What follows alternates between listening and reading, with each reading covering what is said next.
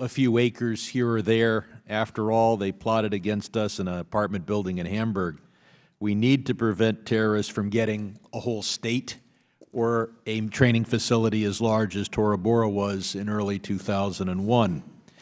In evaluating our Afghan policy, I think we've got to get away from looking at the sunk costs, the exhaustion of the last 18 years, and look only at the future and see what are the future costs of being involved and what future benefits, if any, are available. The one lesson I've learned over the last 20 years is we are very good at breaking things. We broke the Taliban and entered Kabul. We broke Saddam Hussein's army and entered Baghdad. We are not very good at fixing things and at nation building. And so we should restrict our future military involvements to those where our case for involvement is so strong that we are not morally obligated to go in and fix it.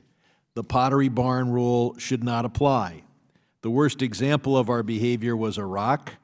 We invaded even a few days after Saddam Hussein said he'd allow all the international inspections. We found no weapons of mass destruction, and then to justify our behavior, we had to announce that we were going to turn Iraq into a democracy with rule of law. I wonder how well that's working out. Mr. Scope, you've shown us that our Afghan nation building was not done well. Foreign Affairs magazine gives our efforts there a D-. But going forward, we're going to be confronted with similar situations. Let's say we had done a B job, been with the federal government long enough not to expect an A job. We did a B job. One view is we can do nation building at reasonable cost if we learn from the lessons of Afghanistan and do it about as right as the government can do it. Another lesson is we can't do nation building. Would a B job from the federal government had done the job in Afghanistan? I used to teach in college. I think if you even did a D job, D, it would have been okay in Afghanistan.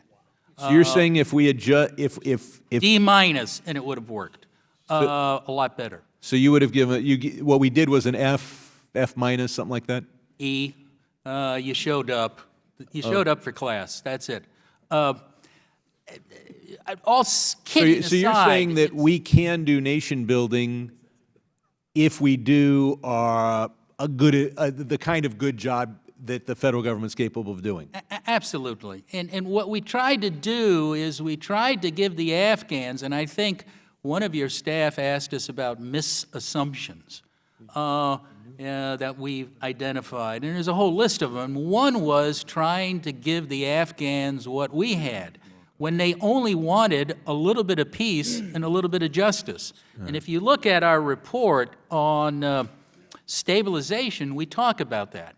The whole stabilization program was coming in after our military cleared a district to try to bring in a government services so that the locals would go back and support the central government. Well, they wanted a little bit of justice. What did we do? We built courthouses. They weren't looking for courthouses. They weren't looking for something that looked like this. They were looking for just simple justice. And as much as you hate the Taliban, and I do, and I hate their brand of justice, to the average Afghan, it's better than the justice provided by the national unity government.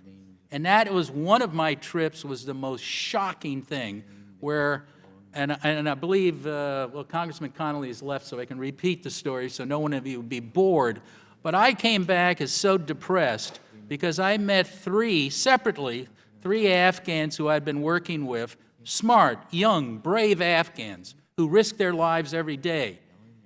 And for some reason, we all started talking about their families. And their families lived in the countryside in Afghanistan. And every one of those young, smart, bright Afghans told me a story where they recommended to their mothers and fathers that if they had a justice problem, and all of them did, go to the Taliban. Don't go to the local government. So Don't go instead of next. creating a government similar to what Afghanistan had in the, sometime in the last 50 years, we tried to create the kind of government we have in the United We States. tried to create, you know, a little America. We tried to create, I call it Norway. What they wanted was fair justice.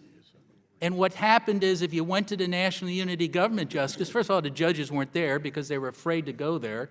You had to pay bribes, and it's the bribes that determined whether you got the land or whether the dowry was recognized or whatever. But the Taliban came in. It was rough justice, and I'm not advocating Taliban justice. I remember I testified. Is there a period of time in Afghan's history that you would say the Afghan had the kind of government that those villages would have wanted?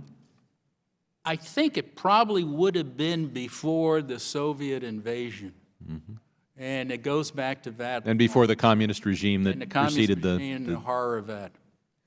I believe my time has Thank you. expired. Yeah. Thank you, Mr. Sherman. Mr. Smith.